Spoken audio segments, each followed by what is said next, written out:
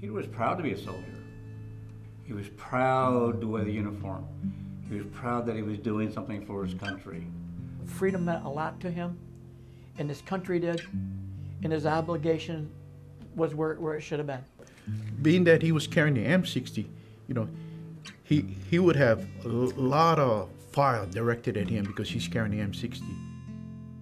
And then just all the most fierce fight I had seen in Vietnam was taking place.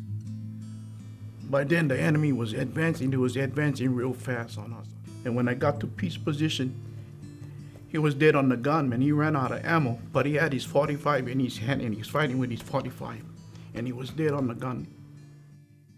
From May 3rd, 1968 to May 10th, 1968, America suffered 730 American soldiers killed in actions, the most casualties suffered in 1 week in the history of the Vietnam War. On May 9, 1968, Corporal Ramiro Peter Olivo, a member of Charlie Company, 1st Battalion, 5th Cavalry, Air Mobile, became one of those 730 killed.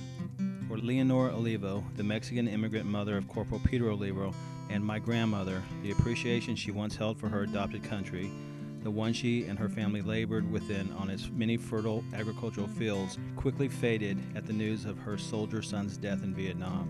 So much so, she destroyed the very American flag serving to honor her lost son. I don't remember hearing the words, but I do remember my mother saying, screaming, an emphatic no. As the son of a father who served 4 honorable tours in Vietnam, as a veteran myself and a man whose childhood memories were filled happily by his Uncle Peter, I had difficulty with this news. After exhausted research and upon my request, members of Charlie Company, those who survived what was later realized as their most horrific battle while in country, were reunited with the remaining members of the Olivo family to shed light on who and what Peter Olivo was to them and have the Olivo family accept a new American flag, one that might replace the one Peter's mother destroyed. Both families accepted what they could, but for me, the story became more than a new flag helping to bury wounds.